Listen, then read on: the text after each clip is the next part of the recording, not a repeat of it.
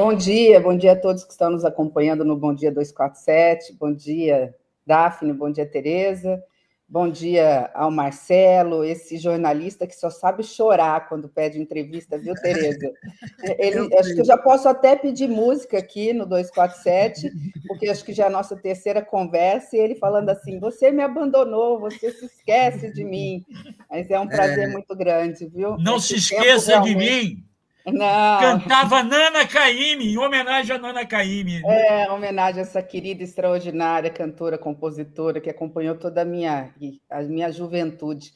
E lembrar, Marcelo, que eu não vou esquecer de você nunca, porque você me acompanhou no segundo turno, quando nós estávamos lá no Rio de Janeiro, né, em Ipanema, começamos ali com Ipanema, Copacabana, e fazendo aquela nossa manifestação bonita aí a favor da democracia e da eleição, da terceiro mandato do presidente Lula. Bom dia, ministra. Pois é, tem esse ditado, quem não chora não mama. Eu não sou muito chorona, sabe, mas não quer dizer que eu também não tenha muito apreço pela sua vinda aqui, pela sua entrevista, realmente já fizemos outra vez. Eu apenas assim, sou menos insistente que o Marcelo, mas tenho o mesmo interesse, tá? Obrigada pelo carinho de todos. Vai lá, Tereza, começa você aí, como a decana do 247.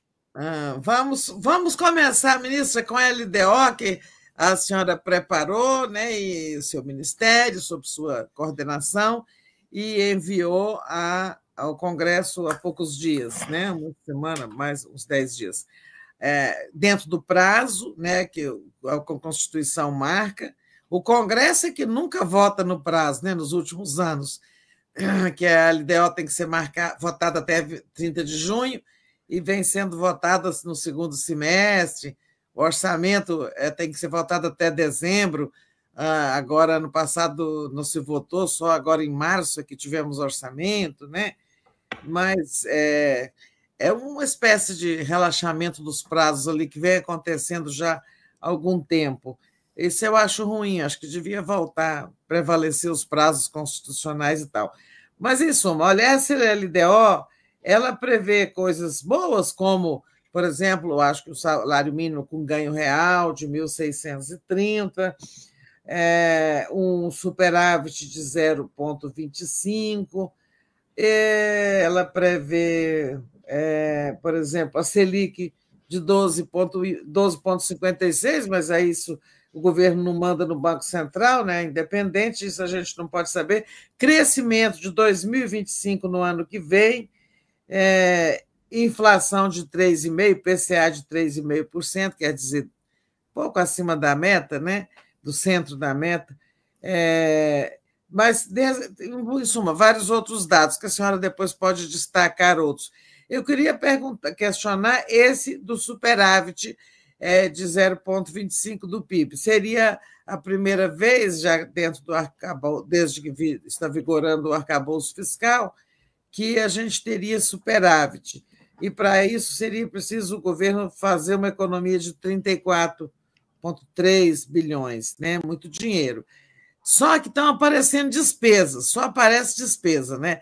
Agora a gente tem uma despesa nova aí, que acho que vai sobrar para o governo, por exemplo, ajudar a pagar esses recursos roubados dos aposentados por essa organização aí, por essas entidades.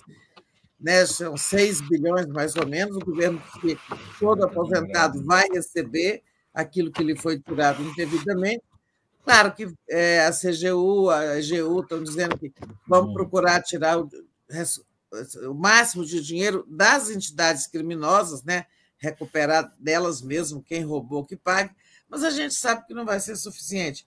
Bom, vão aparecendo outros gastos aí, eu estou lembrando deles, mas aparecem outros. Eu pergunto para você, não vou ficar te chamando de senhora, não, você está muito jovem e bonita. Então, vamos lá. Como economizar esse dinheiro todo num país que o tempo todo enfrenta novos gastos? Bom, Tereza, primeiro você já me ajudou, porque você já fez um panorama do que é a LDO, né? Que é a Lei de Diretrizes, né? ela dá um norte, ela estabelece para o país quais são as regras, o norte, o que nós temos, o que nós podemos e o que nós não podemos fazer com o dinheiro do povo brasileiro, né, que é o orçamento. O orçamento nada mais é do que todo aquele recurso de receita que entra, fruto, entre outras coisas, dos impostos do povo brasileiro, e aquilo que a gente pode ou vai fazer com esse dinheiro na parte, especialmente, de políticas públicas. A gente paga o serviço da dívida, a gente investe na educação, na saúde, na segurança pública, nas obras de infraestrutura, dentro de um regramento. Então, a regra é estabelecida pela LDO, como todos sabem. E ela é uma estimativa, né? Ninguém tem bola de cristal, mas tudo é feito neste governo com base em evidências, com base na ciência, com base em dados. Ninguém sai dando tiro por aí ou chutando. Eu acho que o crescimento do Brasil vai ser 2,5%. Tudo é feito com muito critério, com muito zelo, com muito cuidado. Só que, obviamente, e é importante fazer esse preâmbulo, né? Diante das incertezas internacionais, é importante mencionar, fruto, né, e a gente pode falar depois, né, da eleição do presidente Trump, muita coisa, as placas tectônicas, elas vão se movimentar, inclusive internamente. Então, é uma estimativa, nós estamos muito otimistas, especialmente no que se refere ao crescimento do Brasil, e aí um parênteses que eu acho importante dizer, né, todo mundo erra no que se refere, eu vou tentar ficar aqui para tirar um pouquinho a luz que eu estou vendo que está bem aqui atrás do meu vídeo. Pronto, acho que melhorou. As pessoas normalmente erram nas projeções do crescimento, os jornalistas erram, nós erramos, o mercado erra, o setor produtivo erra, porque a gente já falou disso da outra vez, o Brasil precisa se reencontrar e se reconhecer, o Brasil não mais conhece o Brasil que tem, né? E tem um Brasil gigantesco em potencialidades, em grandeza, que as pessoas não têm noção, né? E isso faz com que muitas vezes a gente escreva uma matéria ou fale de forma pessimista e esse pessimismo não se revela real depois. Então, nós estamos com muita firmeza, com muita segurança quando nós falamos do crescimento do Brasil, quando nós estamos colocando os números que se apresentam aí. A sua pergunta objetiva é em relação ao superávit. Esse superávit talvez seja o ponto mais delicado e mais difícil de ser atendido. E você deu uma parte da resposta. Primeiro, porque novas despesas tendem a entrar no orçamento brasileiro. Isso pode acontecer por uma fatalidade, uma calamidade pública, eu vou até bater aqui na madeira, né? Não vai acontecer esse ano, mas poderia vir. Isso vem de política externa, né? Dessa crise internacional, a desaceleração mundial, fruto dessa visão mais ufanista, nacionalista, a meu ver, absolutamente equivocada do governo americano.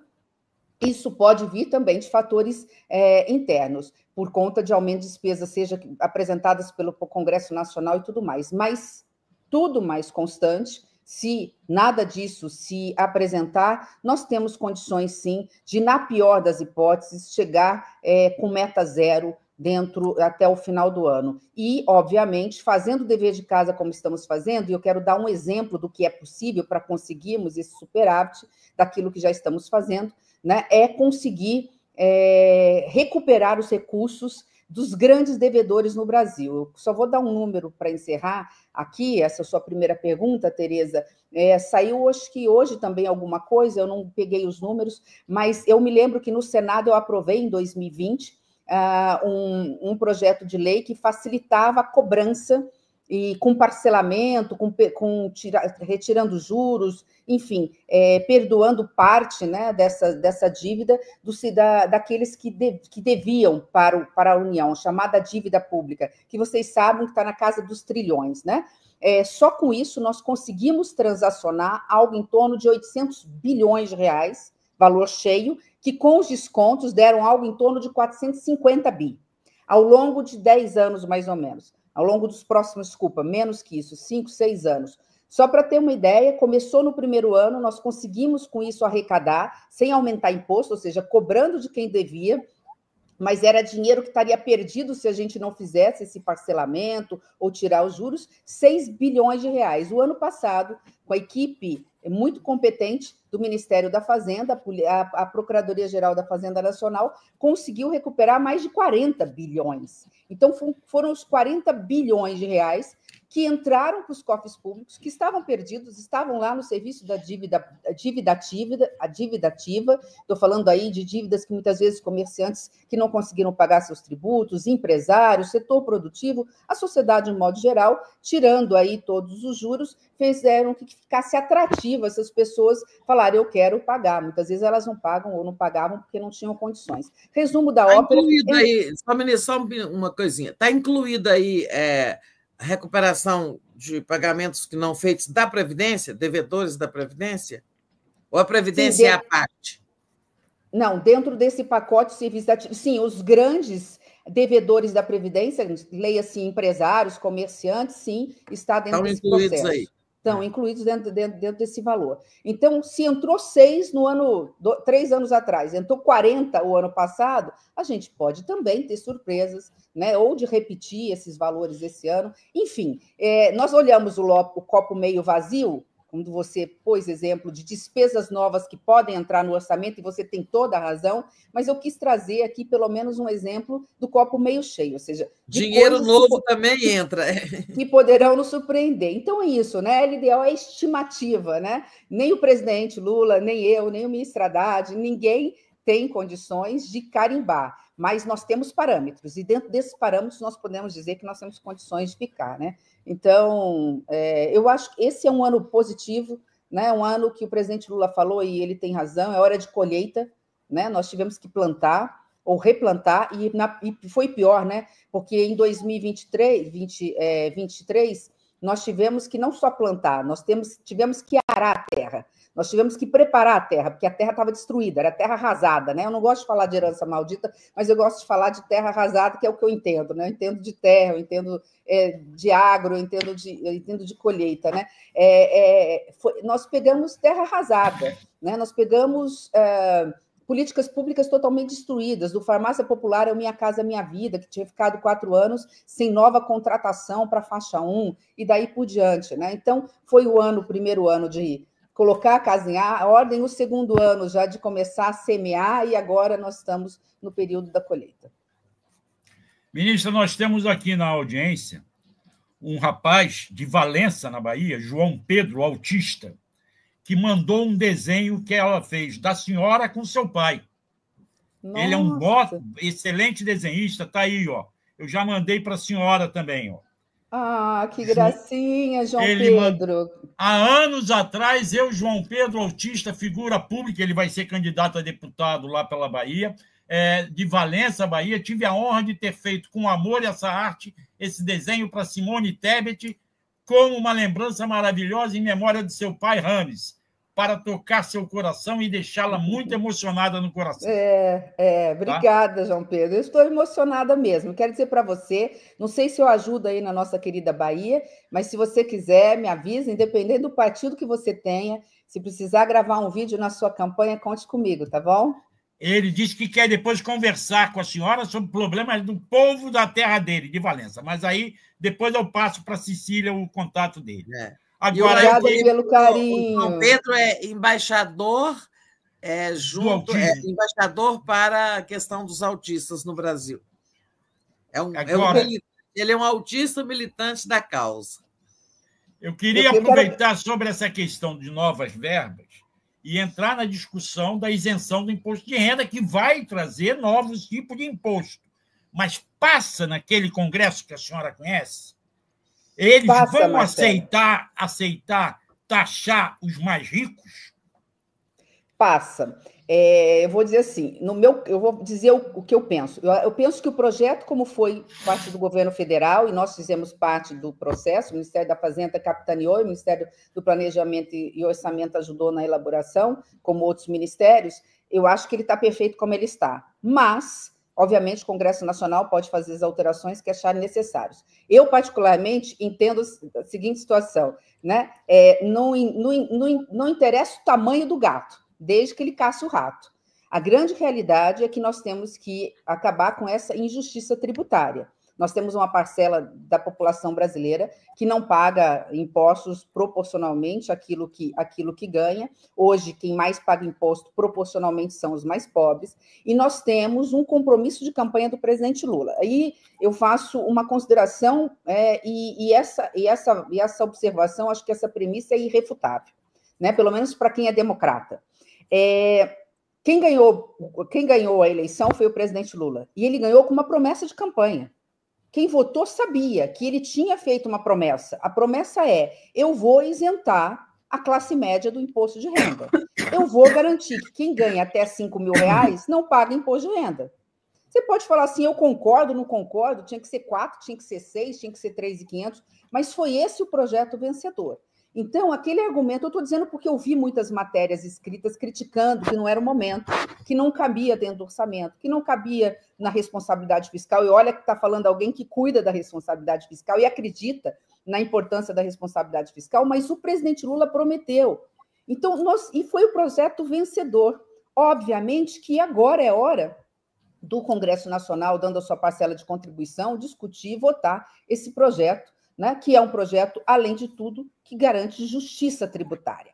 Como eu disse, não interessa o tamanho do gato, desde que ele casse o rato, ou seja, não interessa de que forma vai ser aprovado dentro do Congresso Nacional, desde que seja aprovada a isenção de imposto de renda, obviamente, com justiça tributária. Então, se numa hipótese, e é o que pode acontecer pela minha pouca, né, ou relativa experiência dentro do Congresso Nacional, se, de repente, o relator disser o seguinte, ao invés de tributar quem ganha acima de 50, eu vou tributar quem ganha acima de 80 mil, e a diferença disso, ele achar alternativas para compensar essa receita que nós vamos perder, né? Tudo bem, mas desde que se aprove que, de alguma forma, quem ganha acima de determinado valor tenha efetivamente uma contribuição aí de pelo menos 10% de imposto. Ou seja, acho que vai sair, Tereza, do Congresso Nacional uma alternativa intermediária na parte da compensação. Como compensar aqueles bilhões que vão deixar de entrar nos cofres brasileiros? Tem que haver compensação. Nós demos uma receita, nós demos uma saída, que seria tributar em pelo menos em 10% aqueles que ganham, que têm renda, não é que tem patrimônio, lembrando, é quem tem renda acima de 50 mil e que não são tributados, em pelo menos 10%. Esta é a nossa receita. Se o Congresso fizer um bem bolado e falar, não vai ser quem ganha 50, vai ser quem ganha 70, e a diferença da perda da nossa receita, ele compensar, por exemplo, na questão de gastos tributários, que hoje a renúncia, né, em relação aos gastos tributários passa de 500 bilhões de reais por ano, tudo bem, desde que a população brasileira que ganha até 5 mil reais seja isenta. E eu acredito fielmente que o Congresso vai aprovar a isenção dos 5 mil reais. Muito bem. Pois é, mas aí tem um... Desculpa, Daphne, só para encerrar esse assunto. Mas aí tem o custo da medida da isenção, são 27 bilhões, né, que precisam ser compensados. A fórmula do governo, eu acho boa, eu acho que assim, sabe, é muito justo que quem ganha 50 mil de renda não tributada pague aí esses 10%. Eu acho que a fórmula do governo é muito justa. Agora, a gente está vendo que é nisso aí que o Congresso está pegando. A senhora falou, o Congresso pode trazer outra solução. É claro que a senhora está sempre acompanhando, fica sabendo, tem seus contatos, todo mundo procura ministro e tal. O que o Congresso está propondo? Eu já ouvi falar isso, que é tributar só quem ganha mais ainda do que 50, ou seja, vai diminuir, vai ficar mais na pontinha da pirâmide. E aí não vai sair, talvez não saia o dinheiro todo. Quais propostas você tem ouvido falar de alternativas à fórmula do governo? É isso, Tereza, é tributar quem ganha um pouco mais do que 50, se é 70, se é 80, a gente não saberia dizer. E essa diferença que você falou que faltaria no caixa do governo federal poderia ser compensada também com retirada de gastos tributários, ou seja, de benefícios fiscais dados para alguns setores que hoje que hoje, de repente, não justificam mais. Vamos lembrar o que são gastos tributários, são renúncias fiscais, são benefícios fiscais que nós damos para setores. Você tem a Zona Franca de Manaus, você tem o Super Simples, você tem isenção de imposto de renda para deduzir imposto de renda para gastos de saúde e educação. Né? A desoneração da folha, que o Congresso não quis pôr. O Congresso não quis votar. Não estou dizendo que eu concordo com nenhuma da retirada desses benefícios. Eu acho que tem que fazer realmente um pente fino. Acho que não se justifica um país renunciar 500 bi por ano de receita, mas nós temos que fazer isso com muito critério e é um trabalho difícil. É isso que o governo perde por ano com isenções? É algo em torno, mais de 500 bi. Isso só de gastos tributários, né? Se você, não estou falando em corte linear, não, tá? Isso foi coisa do Paulo Guedes. Paulo Guedes tinha a ideia de vamos fazer um corte linear. Aí você pega até Bolsa Família, então não tem sentido. Olhar quais são as renúncias fiscais que não se justificam mais. Por exemplo, a dedução do imposto de renda para saúde e educação, para gastos com saúde e educação, não tem sentido uma ministra de Estado como eu ter direito a isso. Tem justificativa classe média, né, que precisa disso para pagar um curso de informática, um balé para um filho, colocar um investimento, pagar um plano de saúde. Né? Isso é uma coisa, mas não tem sentido todo mundo ser beneficiado. Eu não faço porque Ou não seja, interessa teriam níveis. Imposto de renda. Teriam faixas salariais?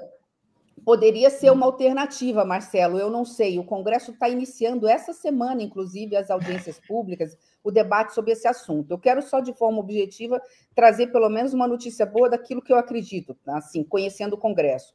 Eu acredito realmente que o Congresso vai aprovar a isenção de imposto de renda para quem ganha até R$5.000. Ou seja, e lembrando que isso é para valer a partir de abril do ano que vem, né? Quando a gente está lá declarando o nosso imposto de renda, quer dizer, vale para o ano de 2026, vota esse ano todo. E acho que eles vão entrar em alternativas para compensar. A única coisa que o governo não pode é abrir mão da compensação. Porque abrir mão da compensação significaria ter que cortar políticas públicas, e nós não temos como cortar. O orçamento brasileiro... comprometia a meta do superávit, né? O mesmo, mas não é só isso, comprometer realmente, muitas vezes, políticas públicas, obras de infraestrutura, políticas públicas. Então, isso realmente desequilibraria o orçamento e a própria Constituição agora e a legislação é muito clara. Qualquer nova política pública que gere renúncia fiscal tem que ter a sua devida contrapartida, ou seja, eu tenho que compensar esse recurso de alguma forma. E não dá para compensar aumentando imposto. E nós temos uma das maiores cargas tributárias do mundo. Então, isso está descartado, seja pelo presidente Lula, e ele já disse isso mais de uma vez, e seja pelo próprio Congresso Nacional. Daphne, você tem alguma coisa dos eleitores?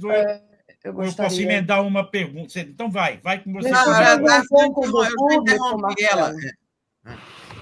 E depois você pega diretamente a palavra. A gente tem aqui umas manifestações, ministra. O Canon Kenko pede para eu perguntar sobre a MEI. Se a ministra pode responder sobre aumentar o limite da MEI há muito tempo congelado. E a gente tem também aqui a questão do Clênio Souza. Por que não se fala em auditoria da dívida pública? A Lenise Vaz, ministra, por que não houve um esclarecimento da situação devastada em que o país se encontrava no governo anterior? Obrigada. Quando vocês assumiram, por que não houve esse esclarecimento? Né? Aí tem aqui o Jairo lhe lançando já como plano B para 2026 e o Marlon não criticando. E o pessoal também pediu para falar sobre o imposto. Algumas pessoas aqui falaram sobre o imposto para o agro. Né? A Hélida fala de reforma agrária também. Então, se a senhora puder responder o que quiser, e depois aí o Marcelo pega a palavra. Tá. Um pouquinho de trás para frente, eu não vou lembrar de tudo, eu devia ter anotado, achei que era uma pergunta por vez, mas não tem problema, achei que fosse uma pergunta por vez. A auditoria da dívida pública é possível fazer a qualquer momento, né? Acho importante fazer, até para esclarecer o que é realmente dívida pública, o que não é, e acabar com qualquer tipo de narrativa de um lado ou de outro, mas acho importante fazer. Né? Então, por que não acontece? Por que não acontece? Todo mundo fala isso. Eu acho que a gente pode fazer assim, com muito equilíbrio, sem alarde, faz quieto, e depois, obviamente, apresenta. Eu vou levar essa sugestão, inclusive, para o ministro Haddad, né? De repente, até o final de 2026, entregar para o país esse trabalho, que não é um trabalho que se faz da noite para o dia, não vai ser em 3 meses, 6 meses que vai se completar, mas eu vou levar. Faça isso seria muito bom. Vou fazer essa sugestão para o ministro Haddad e vou levar para ele. Em relação acho que é Lenise, né? Um nome lindo, mas eu achei difícil de gravar. Ela falou assim: eu concordo com ela, e assim, a gente chegou um momento em que o governo achou que era melhor parar de falar do para trás-mente, Lenise, né? E começar a falar do para frente. E depois a gente mesmo se arrependeu, porque assim, tudo na vida é uma comparação. E olha, a pergunta dela me faz com que eu possa falar um pouquinho de algo que eu gostaria muito de ver. Quem sabe uma sugestão no futuro, já que o nome, né, do canal é 247, quem sabe ter ali um espaçozinho uma vez por semana, né, 2 vezes por semana, para falar do Brasil em números. Né? Quando a gente fala do Brasil em números, a gente se surpreende com a grandeza do Brasil e com o quanto nós avançamos nesses 2 anos e pouco, né? Não tem 2 anos e meio de governo. Né? O que eu quero dizer com isso, que é a pergunta da Lenise, né? Por que não esclarecemos a situação devastada do país? É só comparar como estávamos em 2022 e como estamos agora em 2025. Eu não vou citar números, eu vou dar exemplos. PIB, 2 anos consecutivos em crescimento acima da média, com recessão no governo passado. Maior emprego da média histórica do primeiro trimestre, estamos com 7%, que é o maior de desemprego, que é, portanto, o menor índice de desemprego da série histórica para o período. Massa salarial acima, balança comercial histórica. Nós estamos saindo da miserabilidade, salário mínimo acima da inflação. Enfim, quando a gente olha, né, o Brasil em números, aí, ao mesmo tempo, nós temos a questão demográfica, um país que tem 210 milhões de brasileiros. Enfim, ou diminuição da desigualdade social, estoque de infraestrutura. A gente poderia ficar aqui a manhã inteira falando do Brasil em números. E aí vem a questão, por que a gente não trouxe da forma devida a comparação? Porque tudo na vida é comparação. Então, eu concordo com você, eu acho que nós falhamos. O próprio presidente Lula reconhece hoje de que parou de falar, de comparar antes da hora, né? E isso está fazendo muito mal para nós, porque qualquer coisa que caia no nosso colo fica sem comparação. Então, eu concordo com você em relação a isso. Reforma agrária, a gente tem recurso, a gente tem pleiteado, inclusive, emendas. O ministro Paulo Teixeira tem conversado conosco. Eu mesmo venho de um estado agrícola e de um estado que tem áreas públicas, áreas do governo, áreas da União, áreas que podem ser utilizadas para a reforma agrária. É preciso acabar com essa celeuma, né, de polarização, que ou é agricultura familiar, ou é agronegócio, ou é reforma agrária, ou é agronegócio. Não é, os dois têm condições de se encontrar e os dois são fundamentais para o desenvolvimento e crescimento do Brasil. Então, assim, o ministro Paulo Teixeira pode depois falar com mais propriedade sobre o assunto, mas ele tem um plano aí, não só de desapropriar áreas, mas de comprar áreas e utilizar áreas públicas para efeito de reforma agrária. Então, ela está acontecendo e eu acho que ela é importante. Eu não me lembro qual foi a primeira pergunta. Da MEI. Ah, MEI. Isso depende, eu não lembro quem que perguntou, Cannon, não, que fez a pergunta. Foi ele. Cannon fez a pergunta. De novo, é possível, o Congresso só tem que achar uma outra fonte para compensar, mas isso me lembra, essa pergunta é muito importante, porque Vamos também... esclarecer melhor, ministra, é o limite, eu não entendi, ele está falando o limite de faturamento da pessoa para ela ser MEI. Né? Isso. Aumentar esse limite. Isso. E aumentar a isenção, portanto, de contribuição. Ele não precisa pagar sistema previdenciário, não precisa pagar imposto, porque ele paga um valor fixo pequeno mensal, porque ele é considerado MEI. Se eu aumentar esse faturamento bruto anual para estender o MEI para outras pessoas que têm o faturamento bruto anual mais elevado, eu preciso compensar essa perda de receita de alguma outra forma. Mas o importante da pergunta dele, que eu acho que essa é uma discussão que nós temos que fazer com muita serenidade, com muita propriedade, com muito equilíbrio, qual é o perfil hoje, né, do nosso trabalhador e do nosso empreendedor? o que a juventude brasileira, o que o trabalhador brasileiro quer hoje. Ainda que a gente possa falar, eu não concordo, para que a gente possa fazer políticas públicas de uma forma mais direcionada. Isso nós estamos trabalhando em relação a isso. Inclusive, Tereza, Daphne e Marcelo, e eu tenho batido nessa tecla, a discussão serena e equilibrada do fim da escala 6x1, que é uma pauta importante, inclusive lembrando por que hoje os jovens, os trabalhadores, não querem mais carteira de trabalho. Eu sei que é um tema complexo, caberia um programa só do Bom Dia 247, mas eu acho que o Cânio trouxe essa questão que me permite a gente trabalhar isso com muita responsabilidade. Está chegando a hora, ou até já passou da hora, da gente entender o que o trabalhador brasileiro hoje quer, o que esse jovem que está entrando no mercado quer, o que essa geração de 35 anos para baixo quer, porque hoje eles estão preferindo sair do mercado formal e ir para a informalidade, porque ele não encontra aquilo que ele almeja dentro dessa relação de trabalho que existe hoje. Então, ele prefere trabalhar menos, de segunda a sexta ou de segunda a quinta, e às vezes até ganhar um pouco menos, mas ter qualidade de vida, ter mais tempo para a família, poder no final de semana sair com seus amigos. Então, dentro desse processo, que é muito amplo, e nós não vamos discutir isso agora, eu acho que de forma madura e equilibrada, eu me prontifico a falar isso, e tenho falado isso com o setor produtivo. Quando eu dei uma entrevista, não posso falar aqui de outros canais, né, para não dar aqui, fazer propaganda, mas eu tive conversando com uma grande jornalista, eu disse em cadeia nacional isso. Está na hora de nós discutirmos, rediscutirmos a escala 6x1. Se não dá para fazer 4x3, que a gente possa falar de 5x2.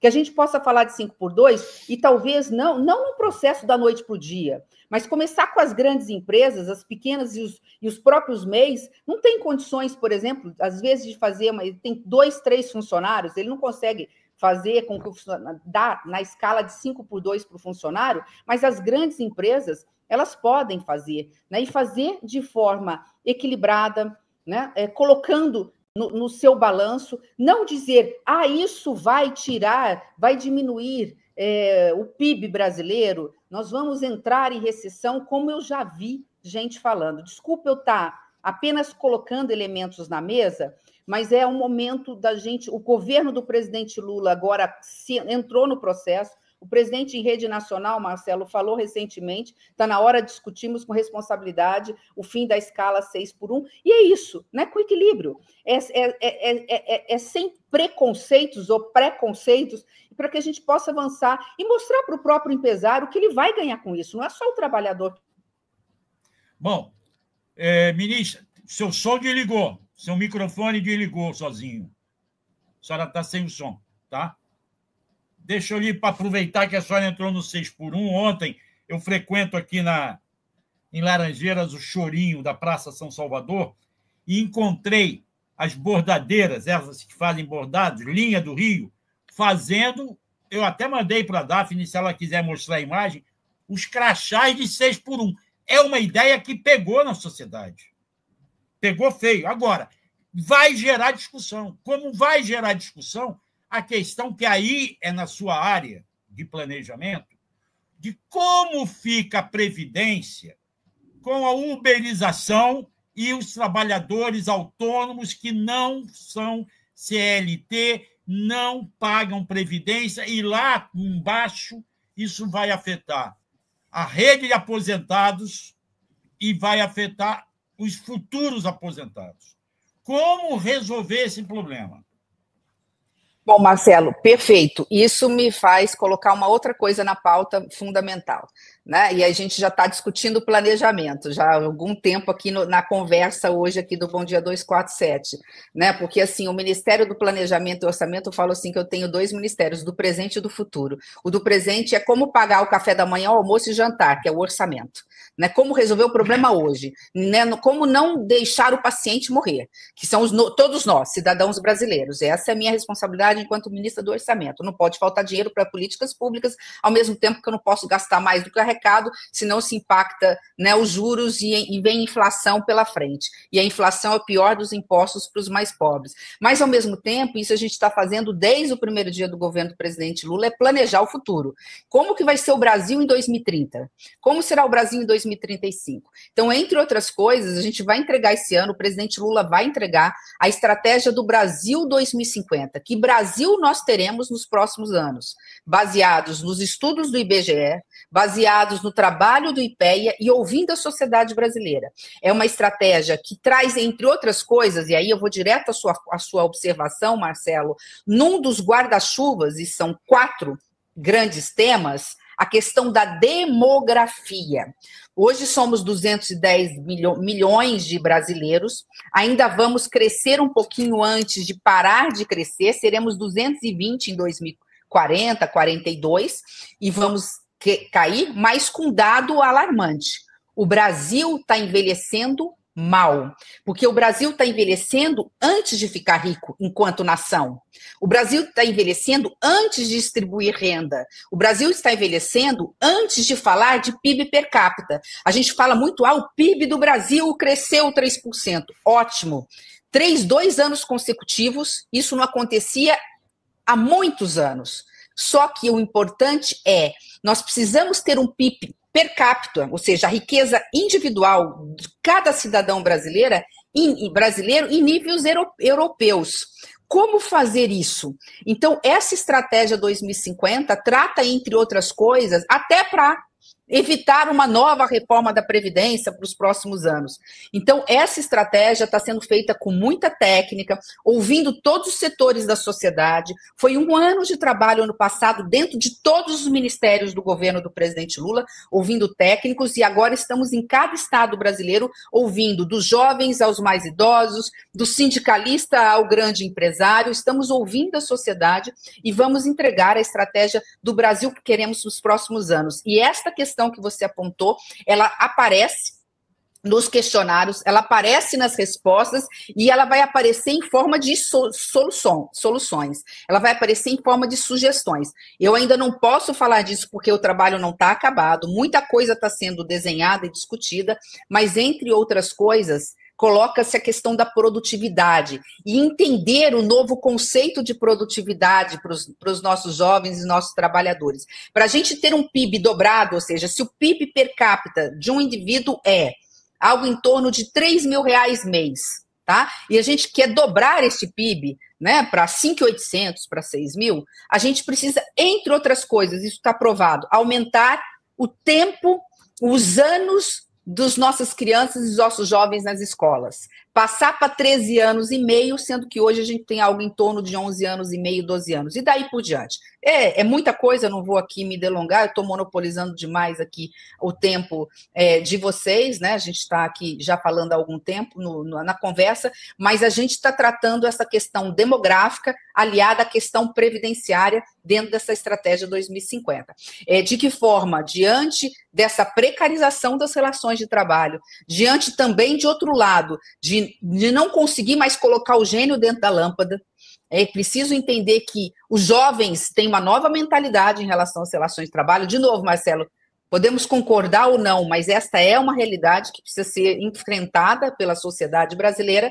Nós temos que, primeiro, garantir dignidade para esse trabalhador, né? Segundo, tentar ao máximo garantir que o trabalhador queira ter carteira de trabalho assinada. Por isso é ambiente de trabalho, né, salubre, saudável, escala 5x2, de que forma nós vamos garantir qualidade nessa relação trabalhista. E de outro, para aqueles que não querem, né, de que forma garantir segurança jurídica para que na velhice ele possa ter aposentadoria e, por fim, né, que todos nós possamos ter aposentadoria. Porque quando a gente fala de orçamento e fala por que falta dinheiro para construir casa, por que falta dinheiro para fazer uma rodovia, por que falta dinheiro para zerar a fila de programas sociais, a gente se esbarra de que o maior gasto hoje do governo federal, o maior, indiscutivelmente e muito longe dos demais, é com gasto previdenciário. Ministra, peraí, Marcelo, você já perguntou. Não, pois é, para você. Você não está monopolizando, não, ministra. Você está aqui para a gente te ouvir mesmo. É isso aqui que eu vou fazer uma pergunta, uma provocação. A senhora acabou de dizer, o maior gasto do governo brasileiro é com a Previdência. E um gasto que tem crescido muito, né, o governo é que está dizendo, é com a LOAS, né? É com o BPC, Benefício de Prestação Continuada, que não é Previdência exatamente, porque é aquele benefício pago a pessoas que não contribuíram, né? Idosos, 65, pessoas com deficiência. Estou repetindo para as pessoas da comunidade que não sabem diferenciar, possam não saber diferenciar BPC de aposentadoria, porque muita gente acha que é a mesma coisa. Eu vejo pessoas dizer o seguinte: não, eu não pago Previdência, não. Quando eu tiver 65 anos, eu vou ganhar de todo jeito. Falo, não, você não vai ganhar de todo jeito. Aquilo não é aposentadoria, BPC é outra coisa. O governo pode até mudar o valor, pode reduzir, pode não ser um salário mínimo, né? Não vai acabar com ele, mas pode mudar os valores e a forma de concessão, como vocês estão tentando passar pente fino, achar irregularidades e tudo mais. Aí vem a outra coisa, aí você fala, bom, estimular que as pessoas tenham previdência. E, recentemente, a gente viu a categoria dos motoristas de aplicativos, né, recusarem a proposta do presidente Lula de previdencializá-los, digamos, né? Aquela proposta pelo qual eles pagariam uma coisa até pequena, uma contribuição pequena, para que pudessem ter a previdência. E não quiseram. A gente mesma, todo mundo usa um carro desses, uma hora ou outra, ou sempre. Eu conversei com muitos e não queriam mesmo. Não, isso a gente não quer, não. E o governo até retirou o projeto do Congresso. Então, eu te pergunto, que futuro vai ser do LOAS, né? Porque essas pessoas todas que não querem pagar a Previdência hoje, elas vão no futuro querer encostar no LOAS. Bom, acho que essa questão é bem importante. Eu vou dar um número, e esse número é real, tá? Hoje, mais ou menos, né? Com algumas vírgulas. Hoje, quando a gente fala em Bolsa Família, para comparar com BPC e comparar gastos, quando a gente fala em Bolsa Família, nós temos mais ou menos 20 milhões de famílias que precisam e são beneficiadas pelo Bolsa Família, e isso custa para o orçamento brasileiro 160 bi. Então, 20 milhões de pessoas, né, custam, no bom sentido, esse custo aqui é obrigação nossa, ninguém está discutindo, 160 bi.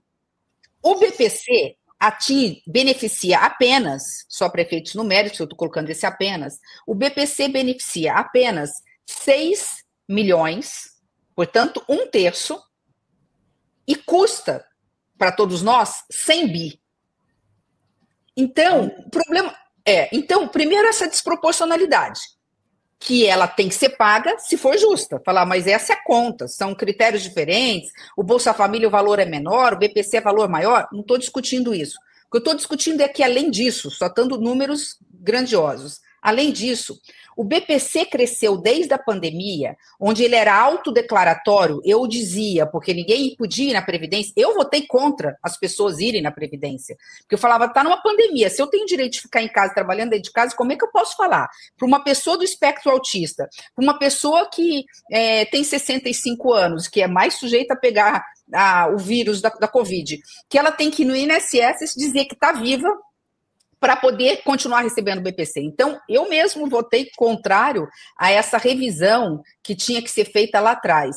Mas a pandemia já acabou há muito tempo. Então, essa questão de autodeclaração e de revisão do BPC a cada 24 meses, ela é muito necessária. Ou seja, o que é isso? Eu, a cada 24 meses, a cada 2 anos, falar, estou vivo, portanto, eu tenho que continuar recebendo o BPC. Porque tem muita fraude aí. O crescimento foi exponencial, Tereza. Então, uma forma de não se fazer reforma previdenciária no Brasil é continuar fazendo, de forma responsável, revisão de gastos. Quem é do Bolsa Família que tem direito ao Bolsa Família? São essas pessoas, elas vão continuar recebendo.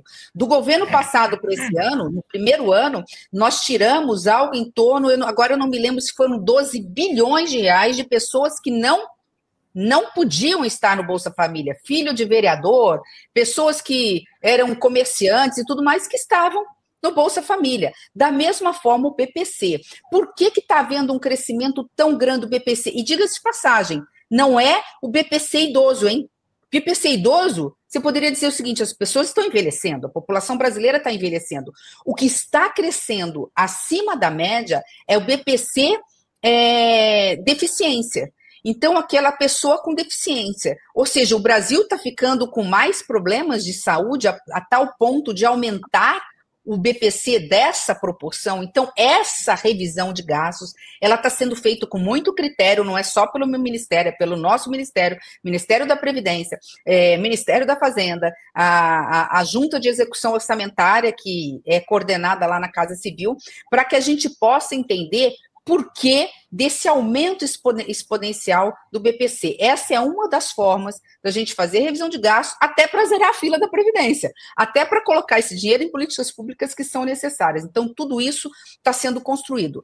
Por fim, Tereza, essa discussão está sendo travada internamente, dentro do Ministério do Trabalho, né, que você me perguntou sobre a uberização e o Marcelo também, dentro da estratégia 2050, de que forma nós vamos resolver o problema previdenciário do Brasil para não precisar fazer nos próximos 2, 3 anos uma nova reforma da Previdência. Isso está sendo tratado. Não é uma resposta simples, está sendo tratado com o IPEA, que é o nosso grande Instituto de Pesquisa de Economia Aplicada, com base em dados no IBGE, com base em pesquisas feitas, essa pesquisa de boca de urna que você fez, né, essa pesquisa que você fez em loco, a gente está fazendo também com muita seriedade nas pesquisas que o IBGE faz constantemente. O governo não está parado nesse assunto e está buscando alternativas.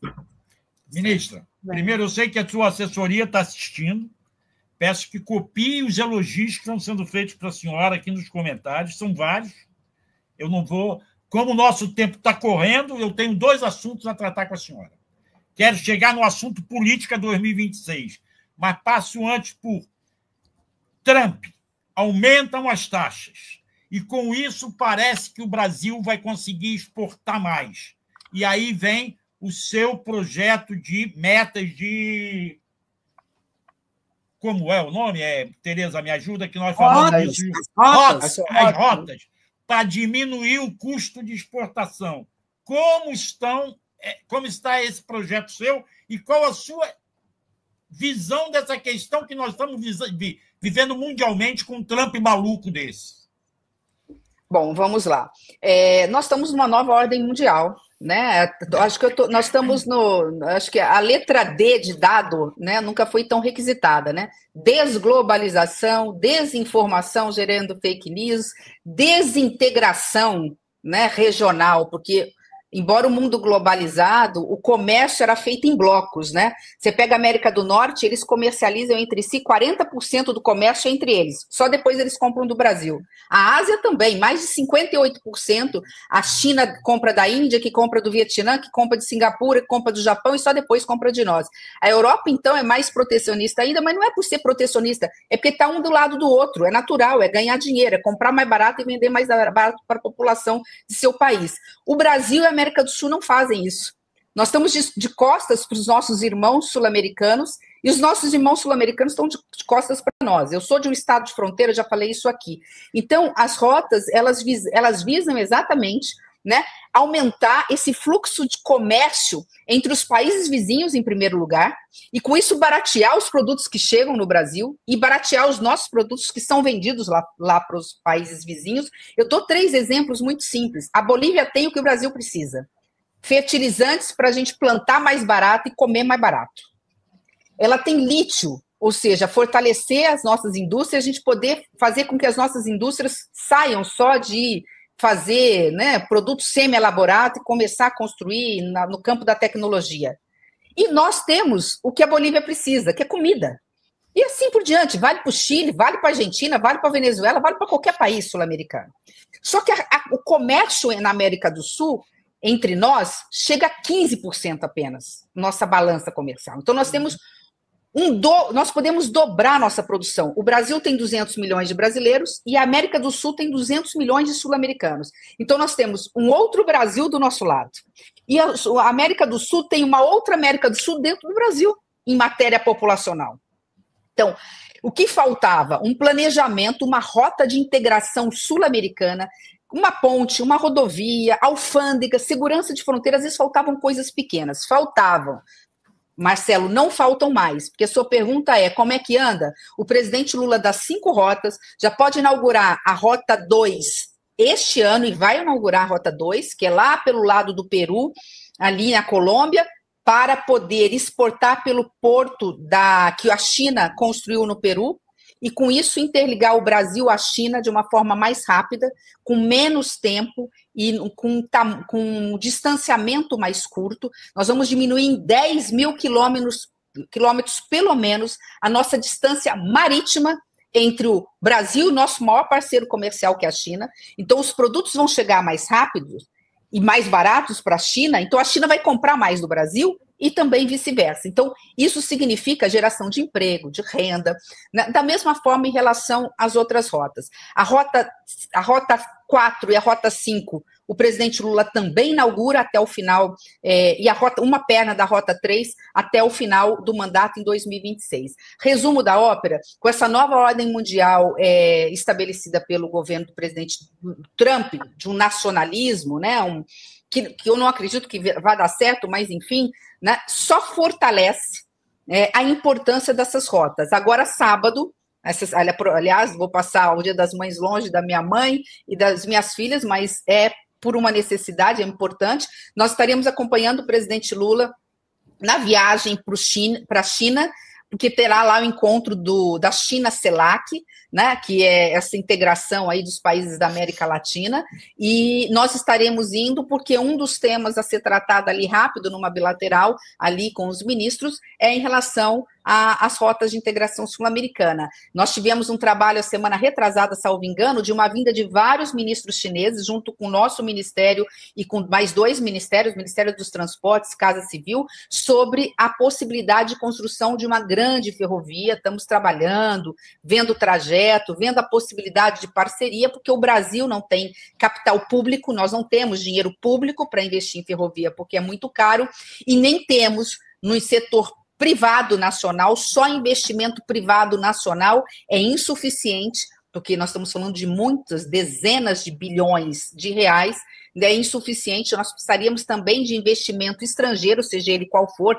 americano, chinês, europeu, para construirmos ferrovias no Brasil, que é a forma também, de novo, de chegar ao produto mais barato, mais rápido e, portanto, ou seja, diminuir o custo da produção e aí, obviamente, com isso, diminuir o custo do nosso cafezinho, da nossa carne, dos nossos grãos, da nossa comida nos supermercados. Bem, eu estou com aqui a manifestação do público mais uma vez. O Clemson Otero envia e-mail para a área econômica do governo sugerindo a portabilidade de crédito da dívida pública para financeiras internacionais. Seria viável? Uma pergunta dele. Eu queria agradecer a Silvana Lima aqui, que nos apoia. O Anselmo: Marcelo, valor do dia, hora, mês, valor do dia, hora, mês de trabalho é valorizado imediatamente na mudança para a escala 6x1, tanto para o trabalho formal ou informal, disse ele. Obrigada aqui a Marlene Ribas. A Gabor Gaspar, não sei se eu entendi direito, não dá para jeito quieto, com total transparência com a dívida, boa sorte. E a Cláudia, que manda: senadora, ministra, né? Hoje eu me aposentei como autônoma. Por que o governo brasileiro não esclarece melhor sobre as vantagens da contribuição como autônomo? Ela pergunta. Não sei se seria interessante a ministra responder alguma dessas questões. Diga, ministra. Cláudia, acho que assim, eu não estou aqui só para elogiar o governo, eu sou da Frente Ampla, então eu posso me dar ao direito também fazer críticas construtivas, né? Já mudamos muito, mas acho que o grande mal desse governo, nós erramos, todos nós erramos, foi na parte da comunicação, na forma e no conteúdo. Isso eu aproveito para falar de tudo. E, portanto, Cláudio, você está correto, acho que a gente precisa começar a massificar, né? Água mole em pedra dura, diz que tanto bate até que fura. Então, é igual criança, a gente fala e vai educando desde pequenininho. Eu acho que falta isso, acho que falta educação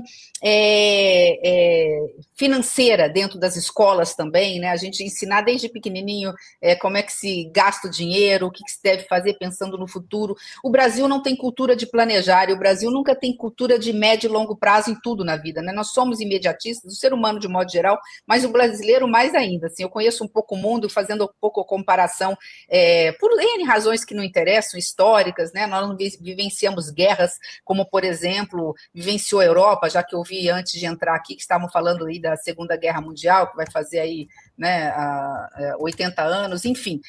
Então, mas essa massificação, acho que é importante, você está certo, Cláudia, e aqui acho que a gente erra de um modo geral, a gente estava errando muito, agora Sidônio veio para revolucionar, eu estou muito satisfeita com o trabalho dele, acho que vai começar a surgir efeito, já começou a surgir efeito, estamos começando a acertar no conteúdo, na forma também, a própria forma como o presidente Lula anda se comunicando, mas a gente errou mesmo, passou 2 anos patinando e estamos pagando. De novo, né? Basta falar uma vez por semana do Brasil em números, né? Relação ao PIB, massa salarial e tal, que a gente vai ver, né, que o quanto nós nos equivocamos em relação a isso. Anselmo, eu vou passar essa sugestão. É possível? Ele perguntou sobre a questão da dívida pública, né, para financeiras. É possível, a gente precisaria ver qual é o projeto. De novo, como é uma questão que passa pelo Ministério da Fazenda, eu vou passar para ele essa questão, que obviamente é um assunto mais complexo e que envolve todo um trabalho técnico da equipe do Ministério. Eu não me lembro o que o Clemerson perguntou. Ele disse que enviou um e-mail para a Então eu não me lembro o que o Anselmo me perguntou. O Anselmo falou da escala 6x1, era mais para o Marcelo aqui. Eu só levantaria mais um tema em relação a 6x1, né? Se não for por amor, né, que seja pelo bolso. Eu realmente acredito que feita de forma inteligente e escalonada, ninguém vai falar da noite para o dia em acabar com 6x1, mas já começar a partir do ano que vem em escalas, nós vamos ter ganho para as próprias empresas e ganho no próprio PIB, essa coisa assim que vai impactar negativamente o PIB. Veja, a quantidade de dinheiro que nós vamos deixar de gastar com saúde mental, com saúde pública, com remédio no posto, com cirurgias, com transporte, com a poluição. Então, assim, colocar no papel números. O IPEA está trabalhando isso, a gente tem trabalhado dentro do Ministério nessa questão do 6x1, e agora eu acho que vai pegar tração dentro do Congresso Nacional. Vai ser um belíssimo debate, eu acho. Mas, de novo, é preciso ter, eu diria que honestidade intelectual de todos nós, né? Todos estarem com mentes abertas. Eu estou falando isso para o comerciante, estou falando isso para o empresário, eu sei que para o micro também, que fica preocupado, nossa, eu vou dar conta, eu só tenho 2 funcionários, eu tenho 3 funcionários, quer dizer, você não vai tratar da mesma forma, você tem N maneiras de se fazer de forma gradual o processo. Se a gente tem inteligência, né, Marcelo, para ir para a Lua, para agora falar que quer ir para Marte, né, nós temos condições de ter alternativas inteligentes, racionais, para questões simples como esta. A grande questão é, o mundo mudou, a nossa juventude é outra, né, o nosso trabalhador pensa diferente e a gente tem que acompanhar esses movimentos.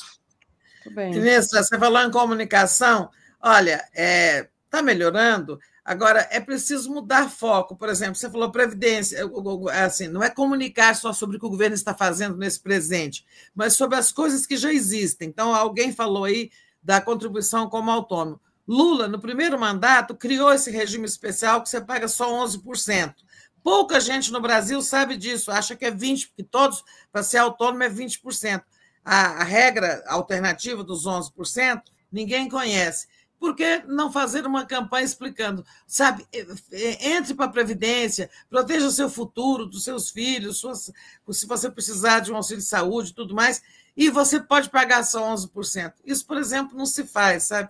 Mas, e eu espero também que é isso que a Previdência tinha que fazer, ao invés de, me desculpe trocar no assunto, mas eu conheço um pouco de direito público, eu dei aula há 12 anos, inclusive sobre processo administrativo disciplinar, né, Tereza? Esse é o papel né, que a própria Previdência tinha que estar fazendo, ela tem recurso para isso, enfim, a gente, de novo, a Cláudia tem razão e você tem razão, acho que eu vou até sugerir ao Sidônio que a gente possa fazer alguns informes publicitários em relação a essa contribuição com um percentual mais modesto. Isso serve para o MEI, isso serve, portanto, para os autônomos e para os informais. Mas é importante a gente só deixar aqui claro em relação à questão da Previdência, né? É obrigação do governo federal, é obrigação da União restituir aqueles que foram lesados por omissão do poder público. Houve uma omissão do INSS, né, em relação houve conluio de parte, ainda que ínfima, pequena, de servidores do INSS, que a maioria absoluta são pessoas corretas, honestas, trabalhadoras, que atendem a população mais vulnerável com todo o amor e carinho, mas que ninguém escala nessa grandeza a corrupção de 6 bilhões de reais sem ter, né, uma cadeia aí ligando desde um servidor ali de operação e execução até nível de diretoria dentro do INSS. Eu gostaria só de lembrar que essa forma de contribuição ela surgiu em 2019, né? Portanto, não foi neste governo, mas foi este governo que resolveu colocar o dedo na ferida. O presidente disse: doa quem doer, quando ele soube, né, pela Polícia Federal, pela Controladoria Geral da União, ele automaticamente mandou, né, que a investigação acontecesse. Ela aconteceu dentro de um tempo necessário, isso não é um processo simples. Se você não faz o inquérito, se você não faz a investigação da forma correta, depois o advogado cancela a punição de envolvidos, alegando vício de processo. Então foi feito dentro do tempo que a CGU precisava fazer, com avaliações, e hoje não só nós temos o poder, como vamos fazer, né, punir aqueles que realmente são culpados, bloquear bens, como será feito pela Justiça, bens ilícitos que foram adquiridos de forma ilícita, levar a leilão, como também, isso é determinação do presidente, achar alternativas para a restituição daqueles aposentados que foram lesados, que foram em contribuições que não autorizaram. Eu acho que é importante a gente também passar esse recado para todos aqueles que estão nos acompanhando. Ô, Daphne, eu sei que nós temos que encerrar.